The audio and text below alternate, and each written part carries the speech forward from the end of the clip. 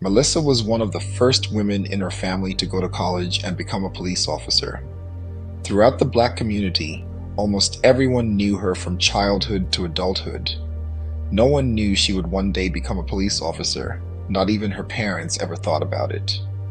She was very intelligent academically. She always got A's and stayed on the dean's list throughout her school years. She was also street smart. Her father was a mechanic, and he taught her how to fix cars. Her mom taught her how to cook, so she knew how to cook and clean very well. She loved hanging out with older people because of the knowledge they always shared with her. The women in her family were all domestic workers, and Melisa saw how hard her mom and aunts had to work with very little respect and low wages, so she vowed she would never be a maid. After completing college, she decided she wanted to be a cop, not only for the benefits and pay, but because she mostly wanted to have the power to protect and serve.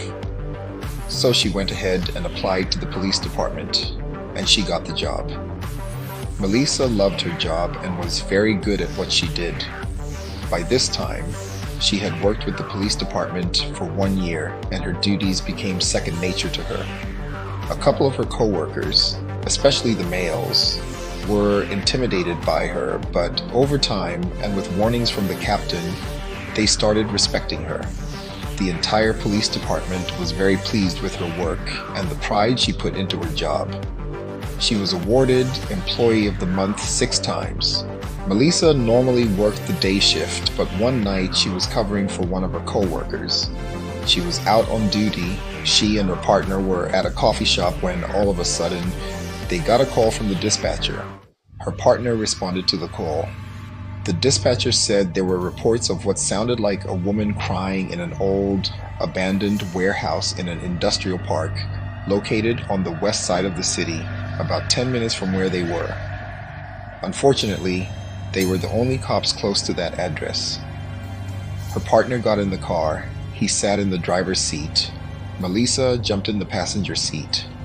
When they arrived at the old warehouse, they both saw that it was truly abandoned, just the way the dispatcher said the caller described it. There were screams coming from the warehouse. Melisa and her partner stood around for maybe about a minute or so, looking around. Her partner got scared and told her he had a weird feeling and didn't want to go inside the warehouse. He suggested they wait for backup to arrive, but Melisa wasn't scared of anything or anyone. Growing up in an urban city can make a person a little tougher than the average person. She told her partner, "If you don't want to go in, I will." Her partner begged her not to go into the warehouse, but she did not listen to him. As she walked through the entrance door, the inside of the warehouse was very eerie. The further she walked in, the louder the screams got. She came upon a closed door, and it was pretty obvious the screams were coming from the other side of that door. The closer she got to the door, the quieter the screams became. She turned the doorknob and pushed the door open. Upon opening the door, to her surprise, she saw something shocking. Melisa froze at what she saw. There was an old woman with long white hair dressed in all red, dancing around what looked like a fire pit. Attached to a rope was a bloody, headless chicken. The chicken still had feathers on it and was hanging upside down from a rope attached to the ceiling.